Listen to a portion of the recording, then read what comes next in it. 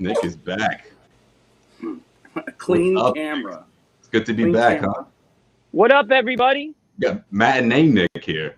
Clean camera, clean face. All my Let's see how many people come in. Clean connection. We're gonna get the angry Celtics fans. They're gonna just say what they have to say, log off, and then get into pregame.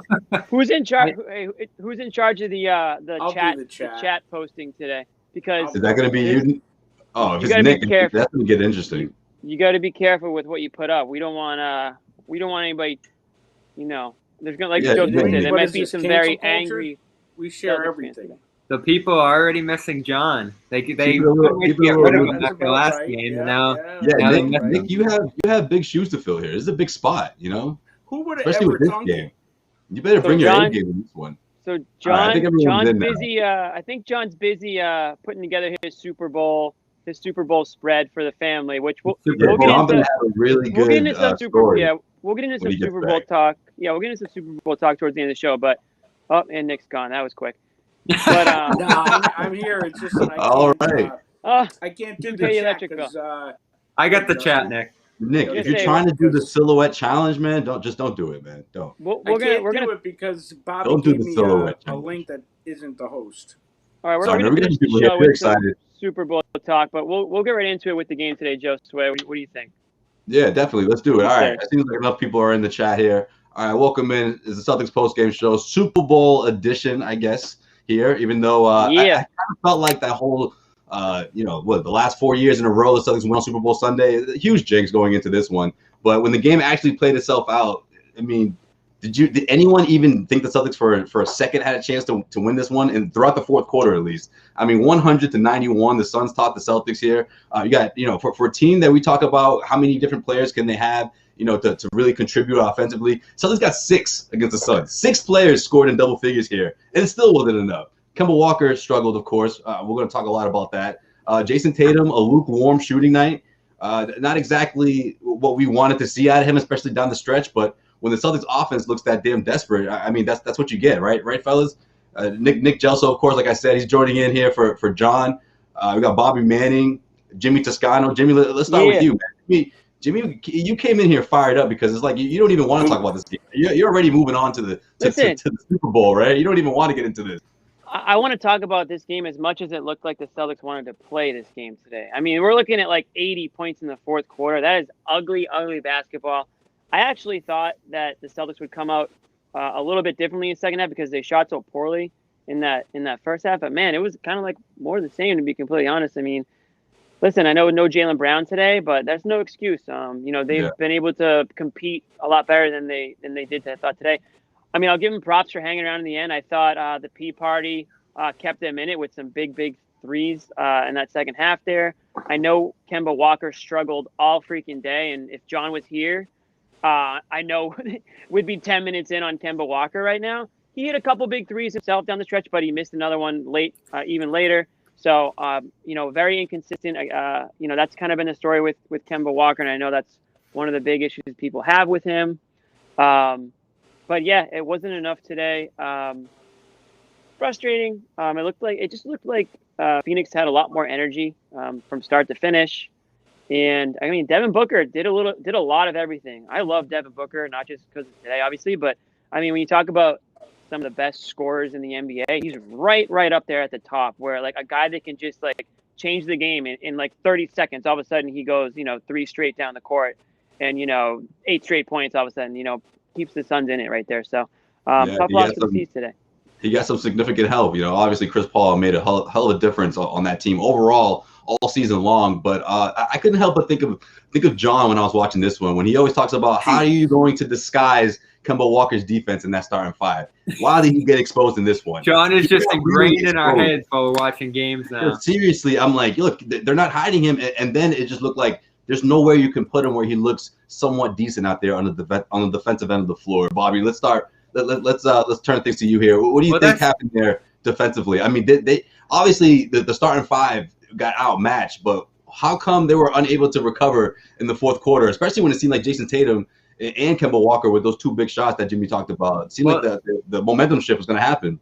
Their style came back to hurt them in this one because they finally went against a center who's dominant on the boards, wasn't going to let Tristan Thompson get a million rebounds. And Thompson did do a great job on the offensive glass in this one, but he didn't finish. So a lot of times it would just lead to a second miss or a turnover or something like that. And then the Suns were right out in transition at the other basket. I think that's why they went to Daniel Tice in the end.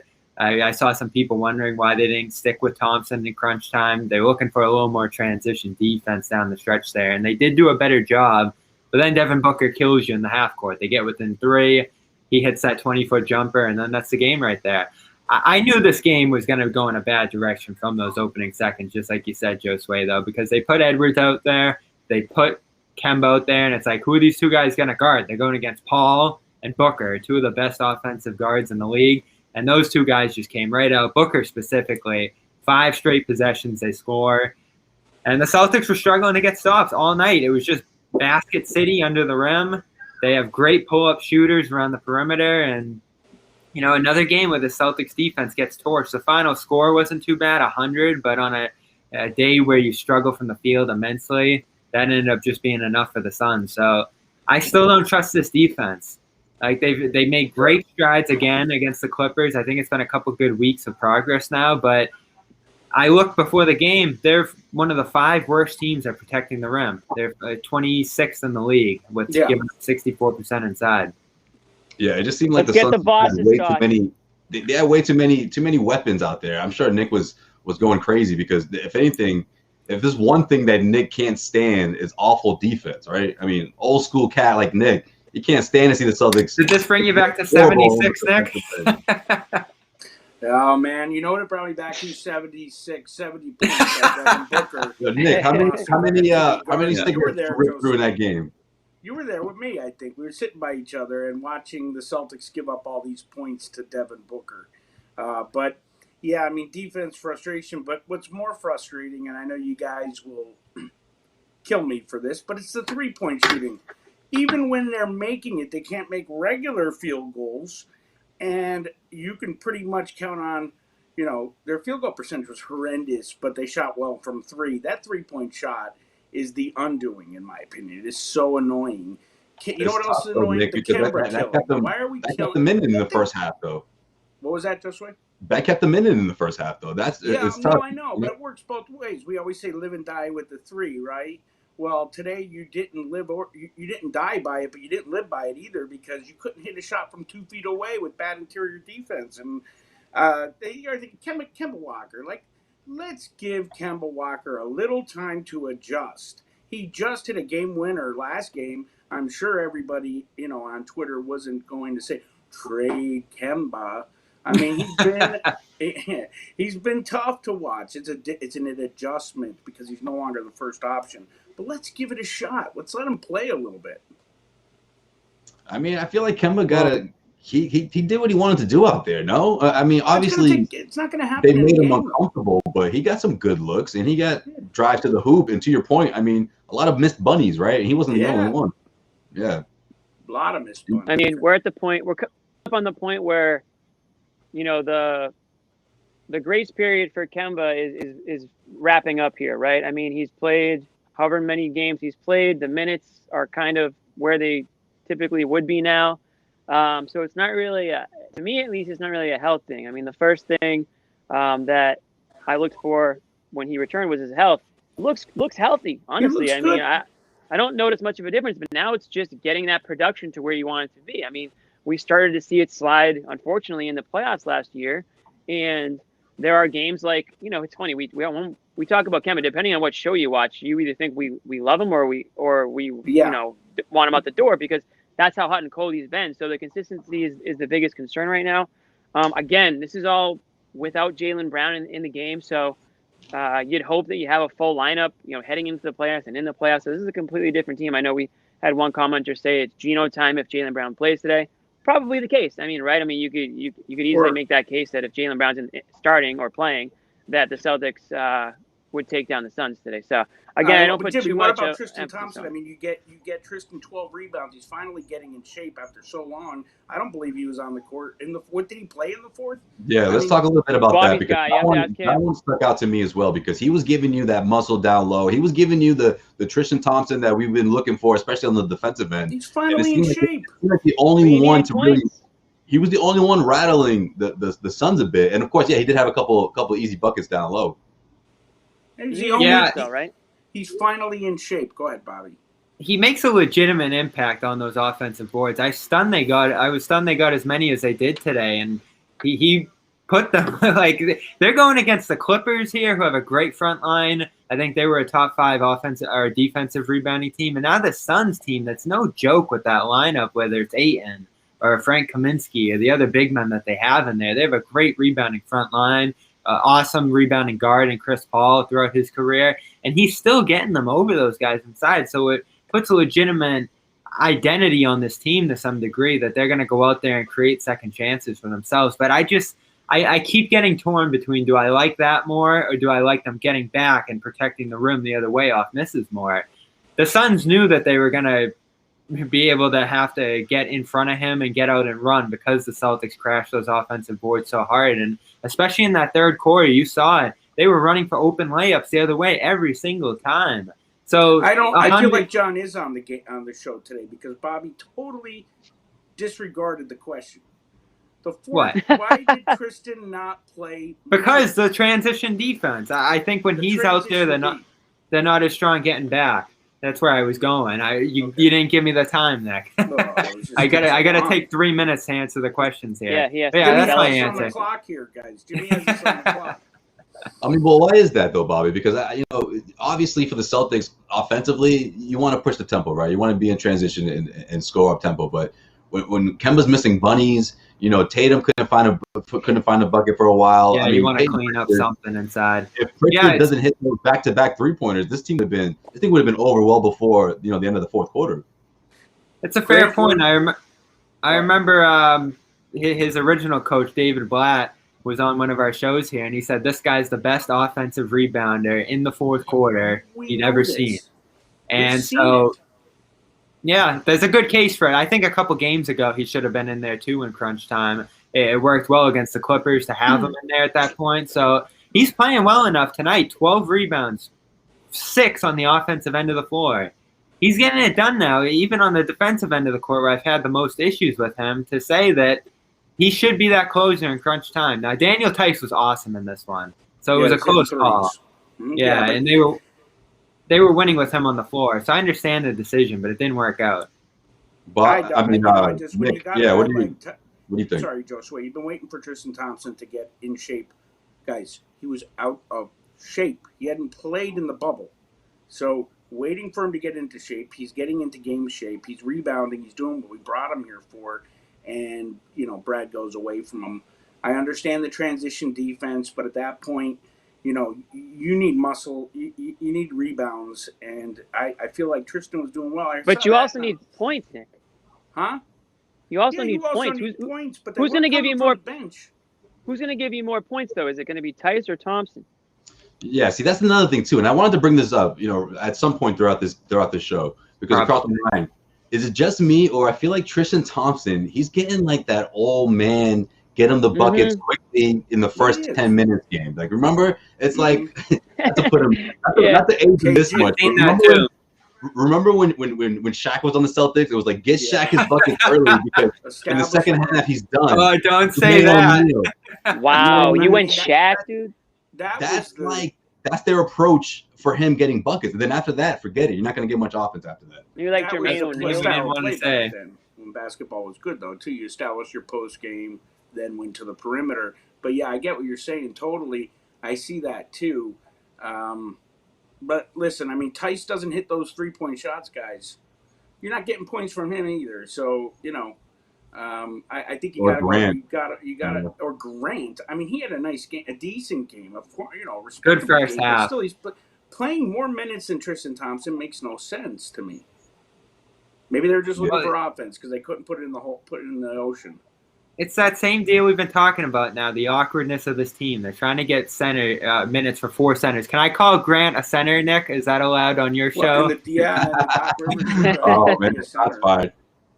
John's gonna insert stuff into the show so they're trying to get minutes for 4 centers. It gets awkward.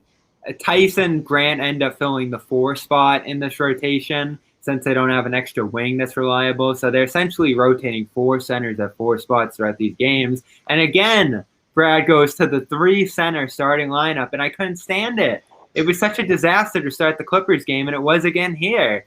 And why have you not yet been critical of Brad Stevens? I am. He in spots. I think we're at that point now. I think we're at that point, Nick. And every show, I would say to myself, when are these guys going to get tough on Brad? Because every time you guys are breaking down games, it always seems to come down to minutes, rotations, and offensive play calling. Isn't that all coaching? I mean, I don't understand why no one on this panel will ever go after Brad. I mean, that's a little extreme. I think by talking about those things, I think by mentioning all those things that you just mentioned that we criticize all the time, I mean, isn't that essentially criticizing Brad? I mean, what else do you want us to say? Fire Brad? You want us to say another commenter? That's what Nick's waiting for. What do you want to say? Fire Brad? I mean, there's 100 commenters where you can get that take from. I think what we do is we break down the decisions that he makes. You can form your own opinions based on those decisions. I mean, there's a lot of people that don't like the lineups or the rotations or the minutes and all those things. So, I mean, if that's your what? I've heard you guys criticize that consistently. Yeah, so I mean that's the criticism. That's how we criticize, I guess, the coaching. From game to game, we're not going to sit here and say fire Brad. I mean, I didn't say go scroll the comments. I know, but we give him this credit too. It's been hit or miss. So this is the detriment with trying to find a lineup throughout a course of the game headphones. And playing 13 minutes. Why, is it feedback? You're soft. Okay. Your neck tail, man. Your neck tail's messing up. No, don't do it. Don't do anything. Look what you did. I didn't tell him to shut the screen off. Now he's gonna come back with like the worst looking screen ever. He won't be back. I didn't tell him to shut the screen off. I just told him he's gonna try to do something that he thinks gonna make it better, and it's gonna make it. He's gonna pull up the way he did last time. Yeah. So anyways, let me answer that because it is a fair question by him. Is Brad searching too far now, sacrificing wins in the attempt of finding the perfect lineup throughout the flow of these games? Because we are 2 weeks into now him trying to find a lineup that works throughout an entire flow of a game here, and you end up playing 13 guys. I don't know how many ended up coming into this game. I don't think they were searching as deep for different players as much as combinations. You played 10 guys. But you lose stretches of a game when you're looking for different combinations here, as they did. And I'll give him credit for certain spots. In that second quarter, the lineup that looked funky, I think it was Teague, Kemba, Grant, Tyson, Thompson again. That lineup actually came together pretty good. So there are certain ones here within these flow of the games that hit. It hit to close the Warriors game when you put Grant in there in that closing lineup. It hit against the Clippers when Carson Edwards came in. But then there's other times it doesn't. And a lot of the time it's at the beginning of these games and it's building deficits for them. So does that deficit kill you? Is that deficit the reason they lost tonight? I don't think so as much. They tied the game twice in the second quarter and then almost at the end there. So they ended up finding stuff that worked. But there is a legitimate criticism to trying to find stuff and maybe sacrificing wins there. I don't know. Yeah, no, I get that, Bobby. But I think, it's a good point, but I think it's also a testament to someone like Brad Stevens, who's made so many trips, deep trips into the playoffs. It's worked for him in the past. Well, I think he understands exactly. Well, that, and also he understands that, this thing is a marathon, and obviously the uniqueness of this season, couple it with last season. I mean, the tail end of this regular season, they're not even quite sure what it's going to look like. So I just think he's really pacing himself, and I think that's smart. I mean, we had a lot to say after those first 5-6 games where it felt like the sky was falling. I mean, we all knew how early it was in the season, but I think what we were most concerned about was because we expected the Celtics to be at this specific level. But then you look across the rest of the Eastern Conference, I mean, there's a lot of teams losing games like this. And I think Jaylen Brown not being in the lineup is obviously a huge, indication of how this team struggles offensively without him or defensively without him. How much the team's going to struggle on defense without someone like Marcus Smart. You have to take all that into consideration. That's the key point here, Nick. I said if you can criticize anything here, it's him going too deep in the rotations and trying this thing like with Carson to open the game, the experimental stuff. But isn't this the time to experiment while Jalen's out, while Smart's out? I agree with that 100%. And let's be honest, guys. I mean, we're all going to make a prediction here in terms of the Celtics make a trade. I think if I were to make I don't know what it's going to look like, but it's a great chance Danny's going to make a trade, right, at some point before the before the deadline. This is the time you showcase what you got. No, I mean, I don't think this was a game. Carson Edwards, they're not showcasing Carson Edwards. Yeah, I think it's a little bit of experimenting along with that. I think you could say that a little bit. This isn't by design. They didn't want him to not be available. They don't want Marcus Smart to not be available, but this is what they got. Yeah, I think that the judgments are out on the players. I don't think that at this point they're showcasing. This isn't a walk the catwalk. I think they want to win games. My choice, but I mean, yeah, I know. I mean, I'm being a ball busty, but I think they want to win games. I hope they do. They don't seem to ever get angry when they lose. I don't know. The one thing they've showed is that Kemba Walker looks healthy. I mean, he might not be playing well, but he looks healthy. But they can't integrate him. It's not my point. My point is, if you're looking to trade Kemba, you have to prove to these other teams that he's healthy. He's not gonna. It's not an Isaiah Thomas situation, right, where they trade him to and he hasn't been right ever since. So they have to show that Kemba Walker's healthy, that the knee is fine. And based on what I've seen, it looks fine to me. It's just the shots aren't falling right now. I mean, you could easily make the case that the two bench guards were 10 times better than the two starting guards today. I mean, you had Pritchard and Teague off the bench. You'd probably rather have those two in the game late than having Kemba in the game today. I mean, it would have been a very ballsy move by Brad to bench Kemba in this one. I know he was. I was thinking they might, because he didn't come in until that 250 point. Right, but he did hit two of the shots he hit were in the fourth quarter. So, I mean, how much better would they have been with him out of the game at that stage? I don't know. 5-minute mark, but yeah. The way Pritchard was playing, he was keeping you in the game. I mean, if there's a way to there's got to be a way for them to get Pritchard more minutes. He looks great. I thought he was like the one who stood out to me the most today. He's just consistently looks ready for the occasion. Even he's playing like full court defense at certain points. He was like really pesky out there. Hitting some big threes. I continue to be impressed with him. I think they got to figure out ways to get him playing time. If that means less for Edwards, fine. I mean, I think Carson Edwards is who he is. They're not showcasing him for anything. They're just trying to eat up some minutes. But I think Pritchard should be able to eat up more of those minutes. If Pritchard's going to be smart, he's got to play 30 minutes. There's no doubt about that. Everyone loves to trash Teague. He's the easy one. Last show we did, I was like, listen, every player that gets trashed on is, come around at some point. Teague's going to be next. I didn't think it would be one game later, but he looked a little bit more like Teague out there. Was it perfect? Absolutely not. But he certainly wasn't a liability out there like some people, claim he's been since game one. Well, when Brad Stevens was asked about Peyton Pritchard and how he's doing from coming back from his injury, he said that at this point he's not going to inch anywhere near towards 30 minutes. It's not ideal. So I don't think that's going to happen anytime soon. But one thing to point out is what Kemba Walker did today in playing over 30 minutes. That's the first time he's done that since he's come back from his injury. And you look at his scoring, what we got here? You got, 20% from the floor, 4 of 11 from behind the arc. I mean, all 4 of his shots were threes. All 4 of the field goals he made were from 3-point range. Missed everything else. It was an awful game. I mean, it was an awful game. Awful game. Yeah, what are we talking about the rim now? Like 30%. It's so hard to be a player leading an offense, dribbling, creating off the dribble when you aren't a threat to finish inside. And especially a game like this against an Ayton, looks like he has no hope at finishing in there. And it wasn't even just Ayton. Damian Jones, who I have vaguely heard of, completely reject him at the rim and throw him back on his back, and he just slammed the ground again and again. He can't get in there, and that's something we've watched develop with Kemba all the way back to last postseason. So if there's any concern with Kemba that's already evident now and hasn't changed in a while, it's that he's not finishing at the basket anymore. There was glimpses of it when he first got back. In that Knicks game, he did a few times, but that's when he gets past the guy in a pick and roll and turns the corner. You don't know if he's going to be able to score in traffic.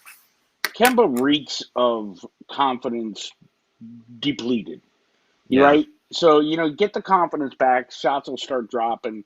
I agree, go to the rim. But if you're not going to the rim strong, it's a sure indication that your confidence in maybe your health is depleted. So, I mean, I don't understand. I'm not going to change the subject. I guess I will, though. But Robert Williams, I don't know the answer. Why didn't Robert Williams, if transition defense was the problem, why didn't he get more minutes? Why is he sitting at the bottom of a terrible bench?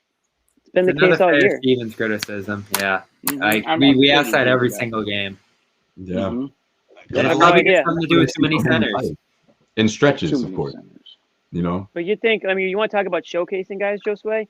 That's a player that you can showcase. If you think you can actually. That's the player they want to hold on to. That's why they want to hold on to. They don't play him. You got to play the guy. If you think he can help, then he should be on the court. If you think he can build his trade value, then he should be in the court. He's adding absolutely nothing sitting on the bench. I'm not saying he would have been the answer today either. But again, if he's a guy that, it's crazy. He'll have a game and look like a great player, and we'll start comparing, I want to see how he plays against, name any star center. Well, let's see how he looks tonight against a star center. Ayton, sure. I mean, you can go down the line. Bam. It's a joke. Some of the guys that were like talking about him in the same. Look at this. Nick got us in the criticizing mood. That's my job. We're rolling now.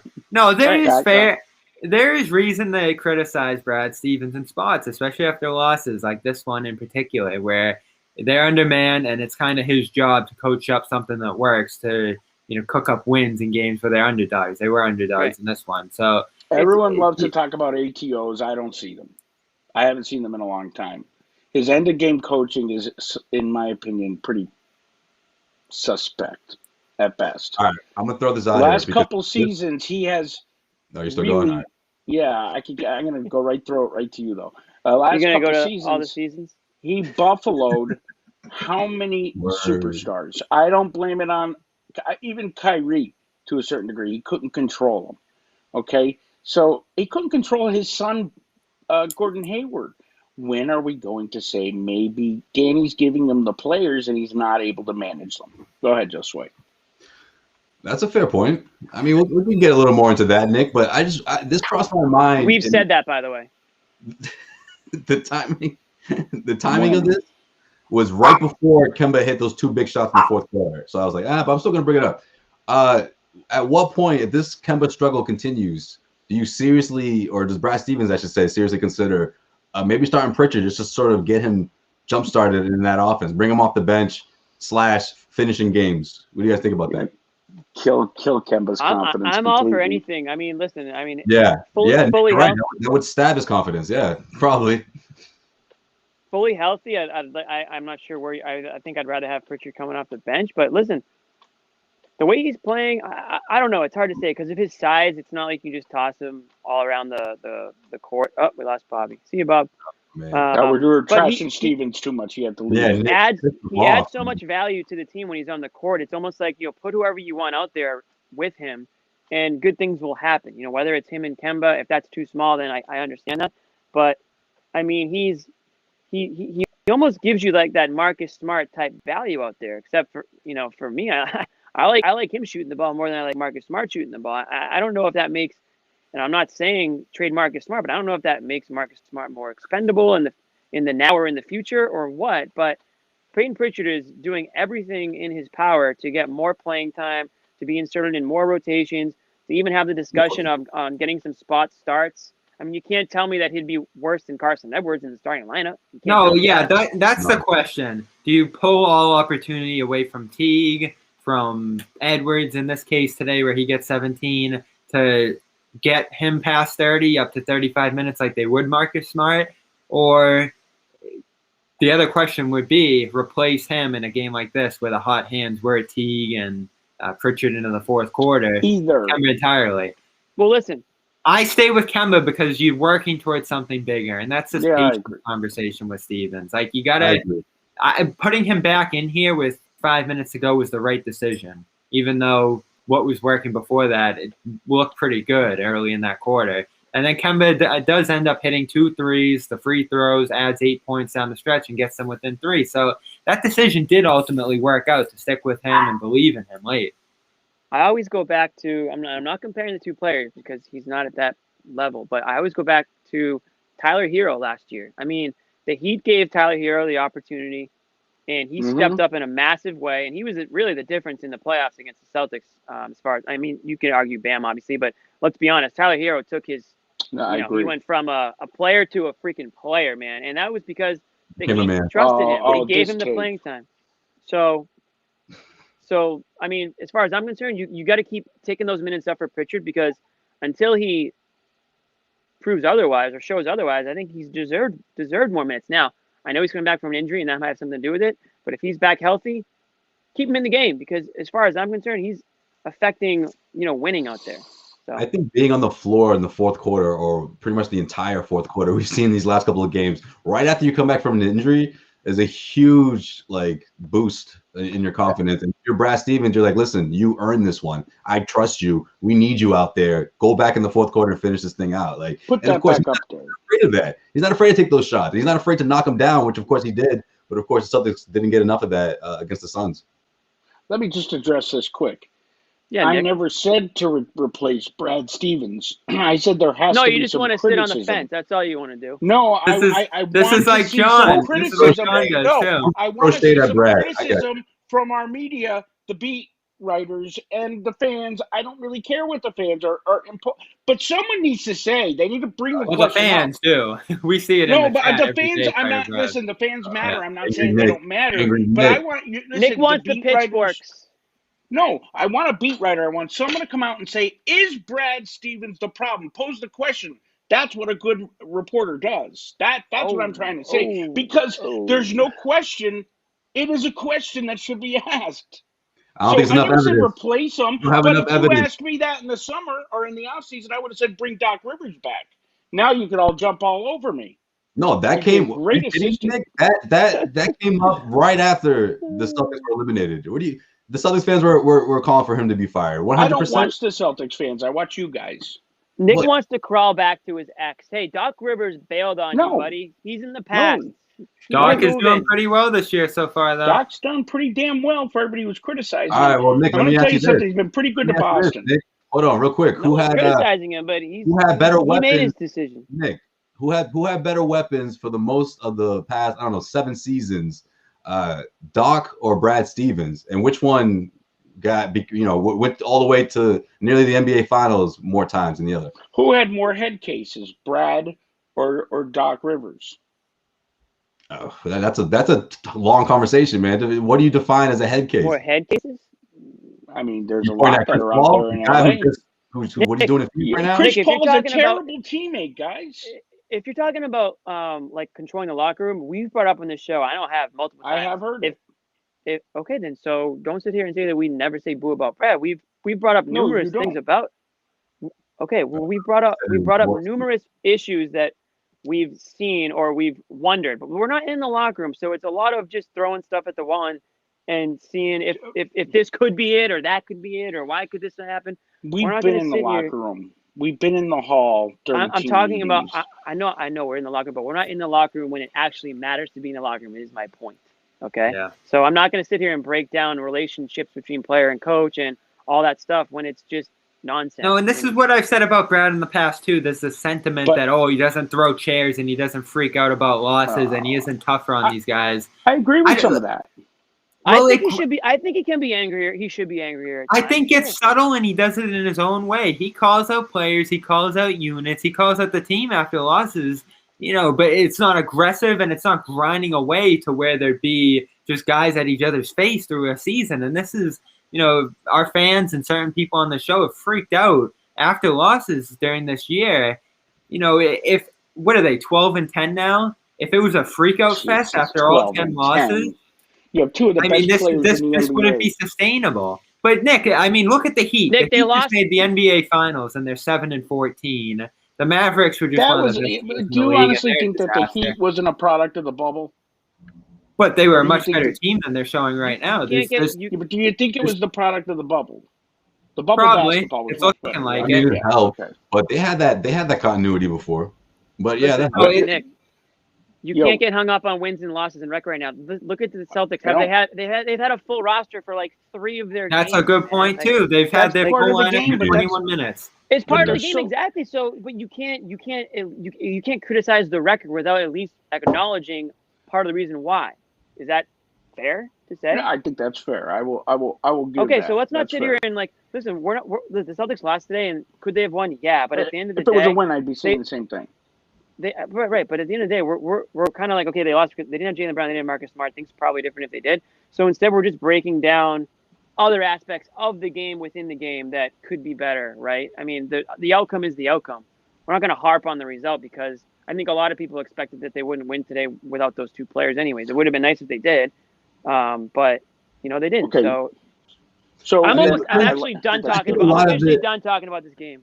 I think here's what I can say about that. I think a lot of it has to do with where you hold your expectations compared to when the season started to now, and whether you got all excited, which I'm sure you did, Nick. You got all excited when the Celtics started getting all those wins, and Tatum and Brown were balling out. The COVID thing just ripped through this team, and then that's when they started losing games, and everyone started panicking again. I don't think. Again, it depends on where you had them before the season started. Like me personally, top 5 at best, 5th seed or 5th place, however you wanted to look at it. Some people worried they weren't going to make the playoffs if Kemba didn't play at all. I mean, honestly, a little bit over 500. It's what I had in mind 20 games into the season. This team isn't that far off from what I expected. I didn't have lofty expectations, Josue. I really didn't. The only expectation. What happened, Nick? What happened? They got out to a quicker start than we expected. They really didn't because they struggled. Like 7-3. They were 7-3. I know they were, but they buffaloed 2 preseason games and a regular season game. No, preseason. You left your expectations after that. That's what you did. No, I looked at that, and now you're pointing at Stevens. Okay, so I'll say it this way. Giving him the middle finger. Unbelievable. No, I love this. I'll say it this way. This is the way I'm going to say it, is that I didn't have lofty expectations. I did not, no. But I did have expectations to show heart and get out there and fight your ass off and play basketball. And guess what? You are a product of your leader. Everybody's bashing on Doc now. Doc was a bitch. Nobody's bashing on Doc. In the chat room. Doc was a bitch to the officials, so was Paul Pierce and everybody else. It's follow the leader. Brad Stevens has no passion, desire. He doesn't show it, at least, and neither do his players. Do you think this team is energized and passionate? No, do you think it? Do you get inspired? You want him to go and slap Jeff Teague across the head? Is that going to help? What do you mean? No, I want to see. I want to see him coach with some energy, man, and get a little pissed off. They want the chair to be thrown across the court. I've never seen a chair thrown since Bobby Knight. I don't know where that's coming from. You want the Bobby Knight swag. His style is Brad Stevens' style is Brad Stevens' style. He's not Greg Popovich out there he's not like a Greg Popovich if that's what you want, like the anger. He's not like a Rick Carlisle.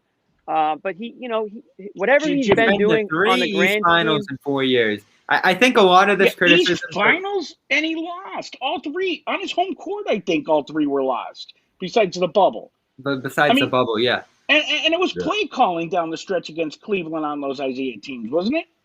2018, yeah. Fair. Yes. Okay. So and he couldn't control Kyrie, and his son asked to leave. Aren't these things that should be asked? What the issue? That's an underdog situation in 2018. We brought that up a ton of times. But listen, who said you didn't? We've brought up the whole Kyrie situation so many times. People hate us every time we mention the name, so we're not talking about him today. By the way, I brought him up as a matter of fact.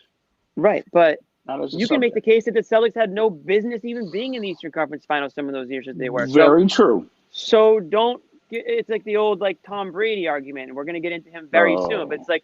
You give people like to hate on Tom Brady for the losses in the Super Bowl when it's like comparing it to Joe Montana, who didn't even get to the Super Bowl to losing. So it's like the LeBron. Right, exactly. LeBron. You can use the basketball term for sure. LeBron carrying, putting the team on his back. LeBron carrying these misfits to the NBA Finals, and then he loses, and then people criticize LeBron because he can only do so much with a bunch of hanger-on. I think Brad Stevens is soft, and I think Jimmy Toscano is soft. That's what I think. I think you're pretty soft, too. And I've been saying that we were sitting next to each other at TD Garden. Soft. Last point I have on Brad. All right. The East Finals criticism deserved last year. I think there were some missing adjustments there, and it's a lost opportunity, certainly, with a really good team. 2019, yeah, of course. I mean, that was a disaster that everybody played a part in, Danny Ainge as well. And this year, I think the manager could manage them. Well, he had 11 guys who needed minutes in the ball. It was a hard situation. Put that tape back up. He has no talent around him. Let's call him LeBron Stevens. Come on. No, yeah. I mean, there's fair criticism the last 2 years on teams that could have been champions. Yeah, absolutely. We criticized the hell out of him last year. This year so far. This year. I've been dying for this. This is Matt and Nick right here. I like it. If we're just talking about this year, they're missing a wing spot because of the TP, and they didn't bring anything back for Hayward. We'll get to that eventually when they actually use that and assess the offseason as it might be. The free agent signings have looked inconsistent so far. And they have the top-end talent, and the top-end talent is working. You know, Ainge gets credit for that in retrospect. But right now, the depth of this team, because of using 16 picks in 4 years, falls on Ainge. That falls on Ainge. And right now, we're talking about the shortcomings of this team. That's on Ainge. All right, Bobby. Fellas, guys, serious question here. Really serious question here. Bobby, who you got win the Super Bowl? Do you want the Bucks to win? Thank you. Or not? That's all Jimmy wanted to talk about. Who you got? I am all the way in on Tampa Bay at this point. I hesitated last night because I'm scared of Mahomes. Did you rip the tag off that jersey this morning? Yeah, you did, Bobby. Yeah, you did. Aren't the Raptors down in Tampa Bay? Tampa is the center of the sports world. The Raptors are coming back. They just beat the Nets. I didn't get to mention that yesterday. A lot of the Raptors fans in our comments were pumped. And it just so happens that when I used to play Madden at like age 14, I used to love the Buccaneers, and it all comes together. Oh, we don't want the story how Bobby became a Bucs fan last week. All right. Anyway, you guys want to know where John is? He just tweeted this. Yo, I was gonna show it too. I forgot to. Oh, were you? Yes. No, so I forgot. I'm glad you did. Yo, he's got. It looks, and this is. Listen, you guys already know I'm Bucs. I'm Tom Brady, so therefore I'm Bucs. So I mean, I've got the Bucs big today, money line. Not that I'm betting on it, but I think the Bucs are going to win the game. Now, John's been too busy for the show today, but not too busy to put a Super Bowl spread together. Looks like he's got pigs in a. Pigs. Who's laughing like uncontrollably? Me. That was hilarious. He put a spread together. Oh, okay, yeah. He thought he meant coverage. He meant dinner. Yo, those are the biggest freaking pigs wrapped in blankets I've ever seen. Jeez. Well, everything has a Greek twist. Put that on the screen, will you? I'm gonna say this when talking about Super Bowl foods, pigs in a blanket to me is one of the best options you can have because it's not something that you have often. It's not something that you have often, but like for the Super Bowl, like it makes perfect sense, and like those go quickly. Somebody got booted, right? Oh, Josue got booted. What the hell? Okay, well, listen, pigs in a blanket, it's one of the first things to go. You got to be in on those early. Are you a mini pig or a whole pig? Pigs in a blanket, like the mini little pigs guys. in the blanket or the big ones? The little they're all little. You ever had one? They're all little. Okay, well, I'm talking about the little ones. The finger little. There's minis and big ones. Yeah, I mean, that's a staple. I mean, me personally, like whenever I'm watching the Super Bowl, usually got some nerves going on for whatever reason. So I like to have something. I like to have a bunch of options that I can get up during the game and like pick at because I'm nervous. So like anything that I can make a sandwich out of, you know, whether it's like pulled pork, you know, some sort of steak tips, things like that. Like that's very, very important for a Super Bowl game. I'm not interested in pizza at the Super Bowl. You can have pizza all the time. I'm not into pizza. There you go. Are they wieners? Are they stuffed hot dogs or hot dogs stuffed? This is John's. John, Super Bowl wipe party. the side of the bowl. Yeah. You can tell he tried to pour it. He tried to pour it from one bowl to the other. Either that or he went for an early bite before the picture. I usually do that. You can use a filter or two on there. He's got some guac going. That's important too. You want to have a couple different dips, a little guac, some chips, maybe a little queso.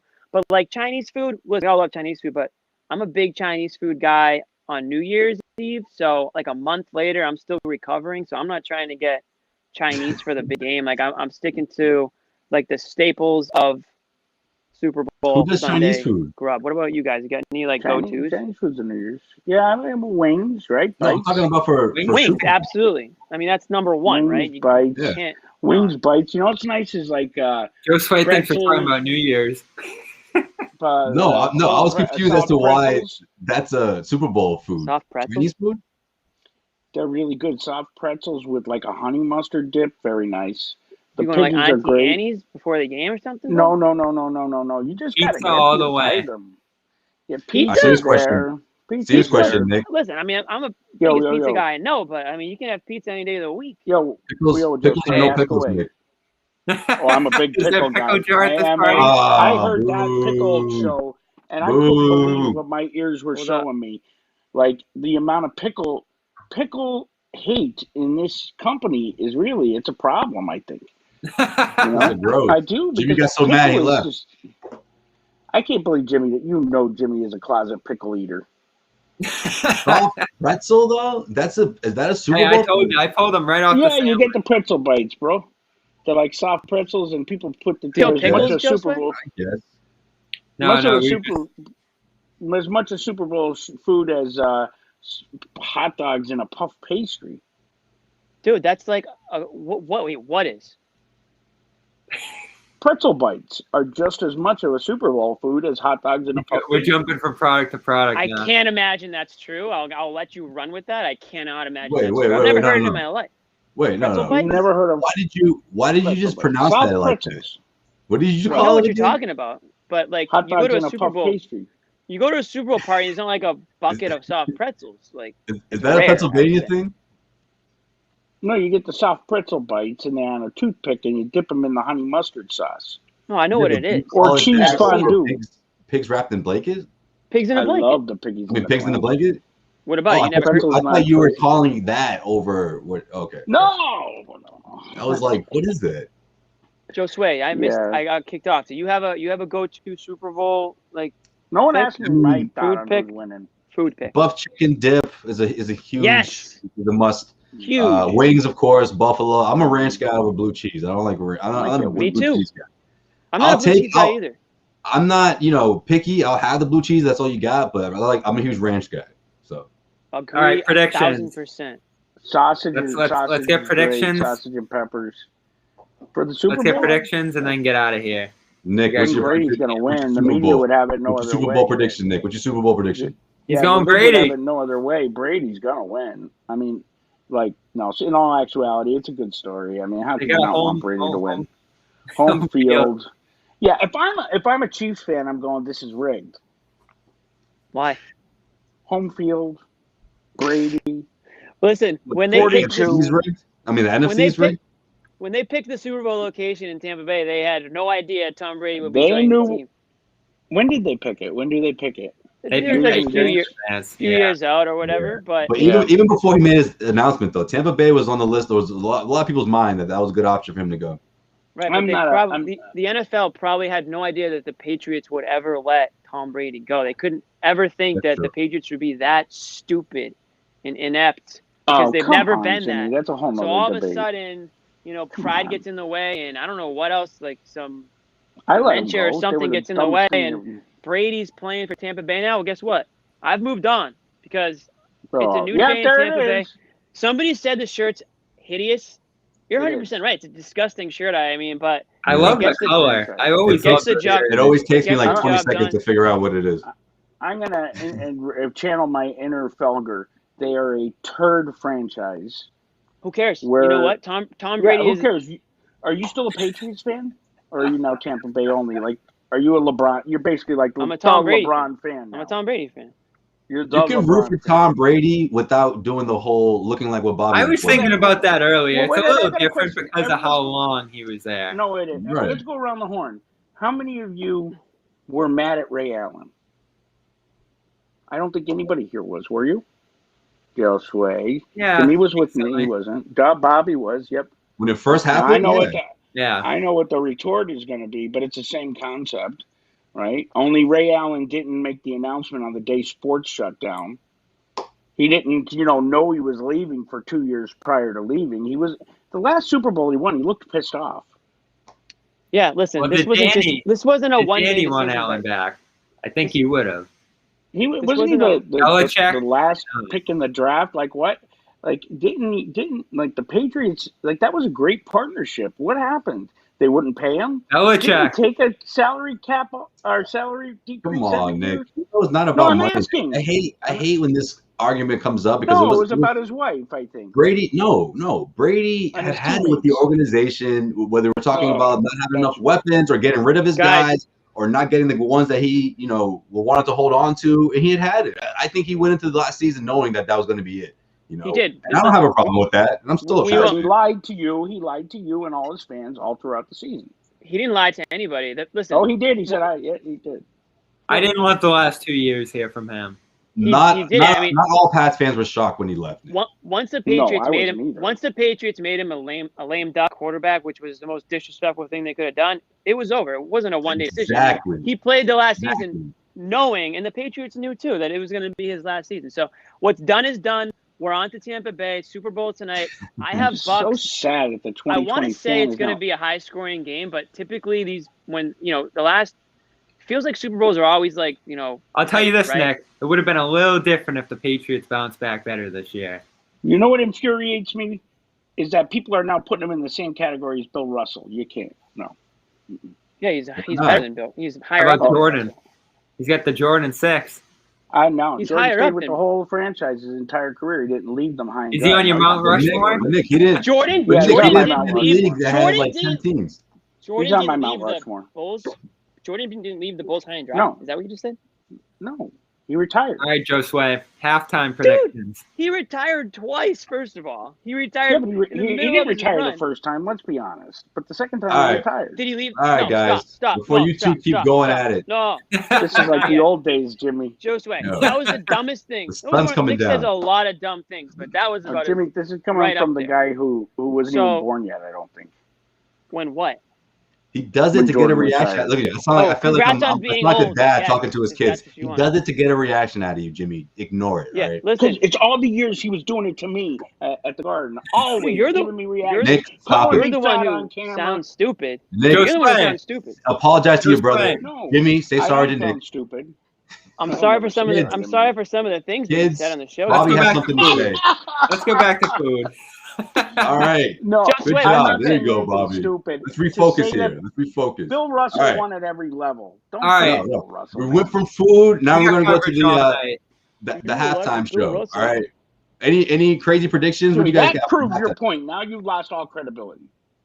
You know the week is going to bring out somebody. Blasting on Bill Russell. I didn't blast on him. I just said Brady's.